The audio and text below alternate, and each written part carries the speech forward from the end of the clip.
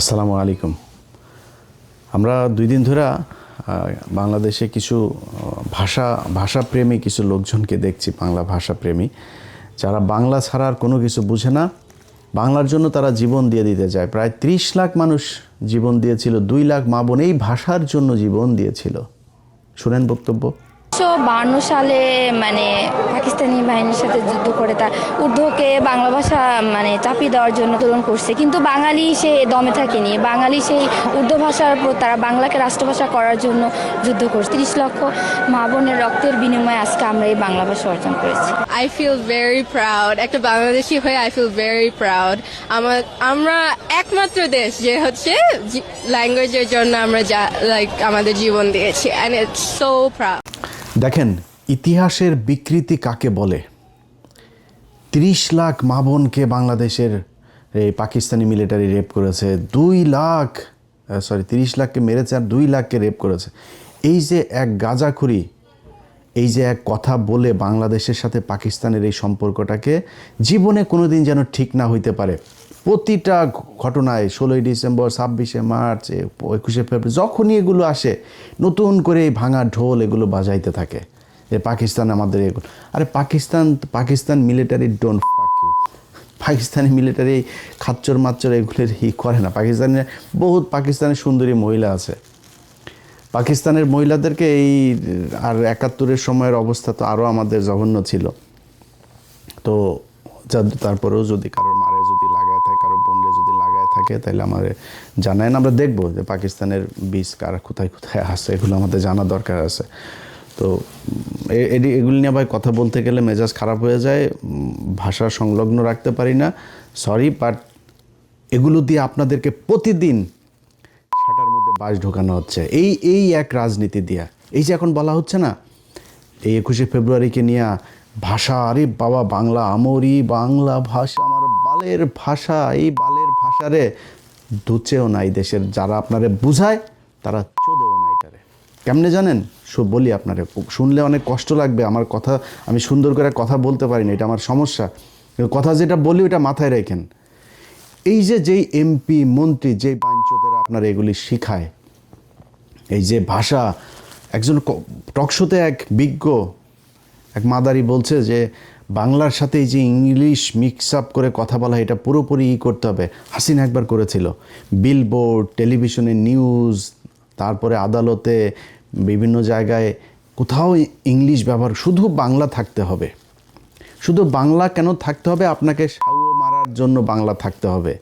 এর আগে ব্রিটিশরা যখন একবার ছিল, তখন এরকম আমাদের এখানকার কিছু আলেম টালেম ছিল, এরা করেছিল, ইংরেজি শিখলেই আপনি কাফের হয়ে যাবেন, এগুলো বলা হয়তো।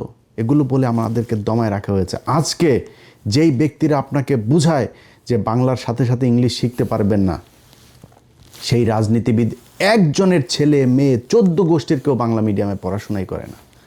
সবাই ইংলিশ মিডিয়ামে পড়াশোনা করে, ইংলিশ ভার্সনে পড়াশোনা করে, হাই স্কুল শেষ হলে সোজা চলে যায় ইউকেতে, সোজা চলে যায় ইউএসএতে, কানাডাতে, অস্ট্রেলিয়াতে, ওয়েস্টার্ন কান্ট্রিতে, সেখানে গিয়ে তারা পড়াশোনা করে। আর আপনারে বোকাচোদা বানায় রাখার জন্য এখানে বুঝায় শুধু বাংলা শিখিবেন, ইংলিশ শিখা যাবে না। জিন্দাবাদ এটা পাকিস্তানি শব্দ, উর্দু শব্দ, ফার্সি শব্দ। আর ওনাদেরকে বলতে হবে জয় শ্রীরাম, জয় বাংলা। Fuck you. জয় বাংলা, জয় শ্রীরাম মারাইতে আসছে না এখানে। এটা বাংলাদেশ, 95% মুসলমানের দেশ, এটা বাংলাদেশ। এই দেশে জিয়াউর রহমান এই বাঙালি থেকে বাংলাদেশি বানিয়ে দিয়ে গিয়েছিল। এই দেশে জিয়াউর রহমান এই জয় শ্রীরাম আর জয় বাংলার থেকে জিন্দাবাদ বানিয়ে দিয়ে গিয়েছিল। বাংলাদেশ জিন্দাবাদ। আমরা পাকিস্তান জিন্দাবাদ থেকে বেরিয়ে এসেছি, কিন্তু আমরা পাকিস্তানের সাথে, আমরা পাকিস্তানও মুসলমান, আমরাও মুসলমান। তাদের জিন্দাবাদ, আমাদেরও জিন্দাবাদ। দেশ আলাদা হইতে পারে না, আমার ধর্ম আলাদা হয়ে যায়নি। পাকিস্তানের মুসলমানরা আমাদেরকে কতটুকু মহব্বত করে, কতটুকু ভালোবাসে, ইউটিউবে যায়েন। বাংলাদেশের অনেক ব্লগার দেখলাম পাকিস্তানে গিয়েছে গেল 1 বছরে, তাদের ভিডিওগুলো দেখেন। পাকিস্তানের একটা মানুষ যখন শুনে আপনি বাংলাদেশ থেকে গিয়েছেন, জড়ায় ধরে, খাবারের বিল নেয় না, গাড়ির বিল নেয় না। ওইখানে যে পাঠাও, উবারের মতো আপনার রাইড শেয়ার মোটরসাইকেল আছে, মোটরসাইকেলে শুনছে যে সে বাংলাদেশ থেকে গিয়েছেন, ভাড়া নেয় নাই। দেখেন ইউটিউবে, আর সেই পাকিস্তানের মানুষের সাথে আমাদের দ্বন্দ্ব বাঁধিয়ে রাখা হয়েছে। আজকে বাংলাদেশে যদি ইন্ডিয়ার সাথে যুদ্ধ বাঁধে, সবার আগে এই পাকিস্তান আপনার পাশে এসে দাঁড়াবে। ভাই ভুলা যান পাকিস্তান কি করবে না করবে, পাকিস্তানের সাথে আমার কি সম্পর্ক, সব ভুলা যান, আমার দরকার নেই।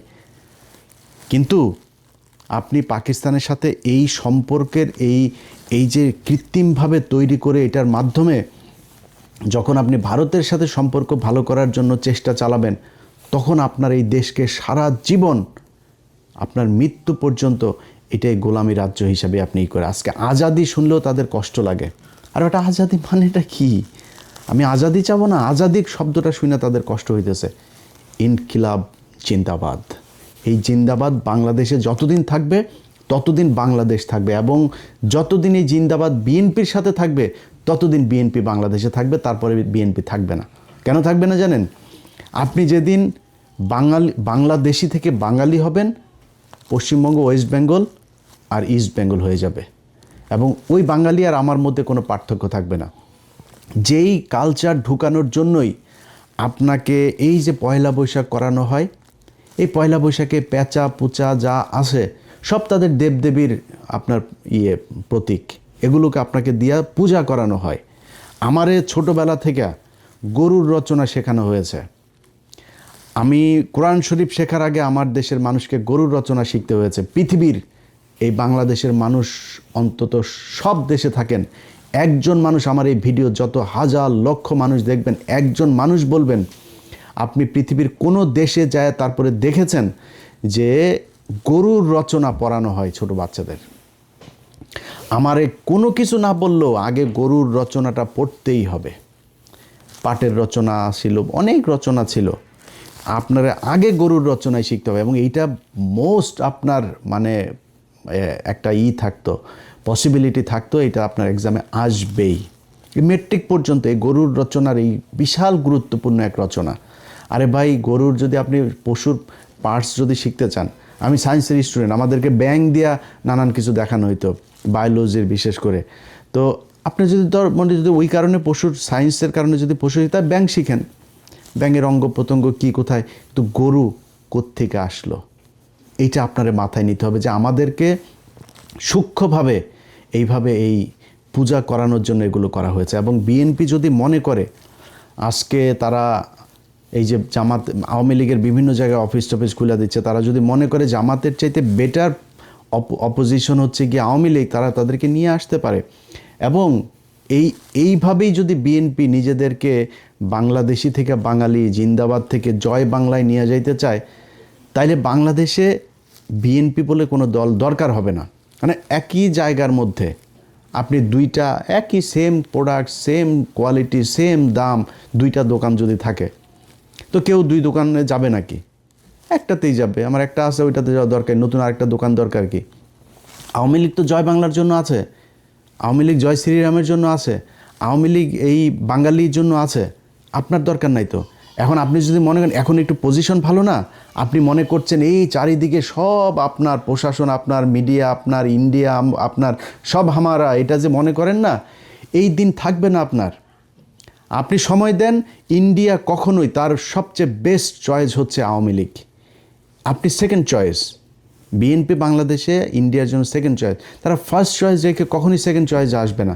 সো তারা 2 দিন পরে সামনে নির্বাচনে যখন আপনি আওয়ামী লীগকে রাজনীতি করার সুযোগ দিবেন, জামাত ইসলামের এই পলিসিও মাথায় আছে, তারা যদি পরিস্থিতি খুব খারাপ দেয় তারা রাজনীতিই করবে না। আমি এটা জামাতের মানে কেন্দ্রীয় কোনো পলিসি না, আমি জামাতের কেউ না, যেহেতু আমি তাদের কোনো একজনের সাথে কথা হচ্ছিল, মানে উনি বলছিলেন যে ভাই আমাদের বেশি চাপাচাপি করলে আমরা পলিটিক্স বাদ দিয়ে দেবো, আমাদের মানুষ তৈরি করার দরকার, আমরা মানুষ তৈরি করব, 10 বছর 20 বছর 25 বছর পরে দেখা যাবে কি হয়। যদি সরে যায় আপনি আওয়ামী লীগকে নিয়ে রাজনীতি করবেন, আপনি মনে করছেন যে ও আমরা তো এখন উপরে আছি, আওয়ামী লীগ আমাদের পিছনে এসে চামচার মতো ঘুরবে। শোনেন ভাই, সরাসরি একটা কথা বলি, একটা এলাকায় 2 শ্রেণীর বাটপার আছে, একটা দুর্নীতিবাজ বাটপার, এই চোর স্যাচ্চোর আছে দুইটা, একটা আওয়ামী লীগের আর একটা বিএনপির চোর স্যাচ্চোর বাটপার এগুলো সব এদের মানে দুর্নীতি করে, এই চুরি করেই তাদের চলার ইচ্ছা, এই জন্যই তারা রাজনীতি করে, রাগ ঢাক রাখার কিছু নাই। কিন্তু তাদের টার্গেটটা হলো কি, তারা খুব ভদ্রভাবে থাকে, একটু ভদ্র কিসিমের, অসহায় কিসিমের এই চোর বাটপারগুলি হলো বিএনপি করে। আর আওয়ামী লীগেরগুলো হলো দুর্ধর্ষ, তারা খুব ক্রুয়েল হয়, খুব হিংস্র হয়, এই টাইপের চোর বাটপারগুলো আওয়ামী লীগ করে। আপনি তারে প্যারালালি চলতে দিবেন আর আপনার পিছনে সে চলবে, এই ক্ষমতা আপনারও নাই, এই মিডিয়াও সেদিন থাকবে না আপনার পক্ষে, এই ইন্ডিয়াও থাকবে না, প্রশাসনও থাকবে না। সো খুব কেয়ারফুলি আপনাকে আওয়ামী লীগকে হ্যান্ডেল করতে হবে। এখন এই কারণে বললাম যে যেদিন বিএনপি জিন্দাবাদ থেকে বের হয়ে যেতে চাবে, যেদিন বাঙালি হয়ে যেতে চাবে, সেদিন বাংলাদেশে বিএনপির আর দরকার হবে না। ওই দিন মানুষ আওয়ামী লীগই বেটার হবে, এবং আওয়ামী লীগ সেটা কেমনে করতে হয় এটা খুব ভালো করে জানে। পোড়ায়া জ্বালায়া কী করা লাগে সব কিছু জানে তারা। সো ভাই, যেই জন্য এত কিছু বললাম, যে এই যে ৭১-এর ভাষা আন্দোলন আর এই যে ৭১-এর মুক্তিযুদ্ধ আর ২১-এর ভাষা আন্দোলন, এগুলো আপনার মাথার মধ্যে এত মিথ্যা, এত ইতিহাস বিকৃত করে আপনাকে ঢুকানো হয়েছে। এটা ঢুকায়ে পাকিস্তানের সাথে বিরোধ তৈরি করা আর ভারতের সাথে বন্ধুত্ব তৈরি করে তারপর আপনাকে সেটা মারার জন্য এগুলো করা হয়।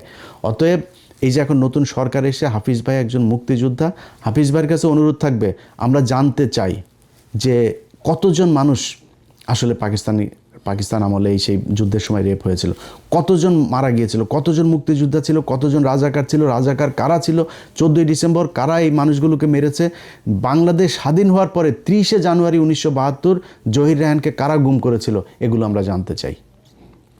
এটা জানলে বুঝে যাবেন যে এই বাংলাদেশের সাথে পাকিস্তানের সাথে পূর্ব পাকিস্তান আর পশ্চিম পাকিস্তান দুইটার সাথে এই গ্যাঞ্জাম বাঁধানোর জন্য ভারত কি চাল চেলেছিল খুব ভালো করে।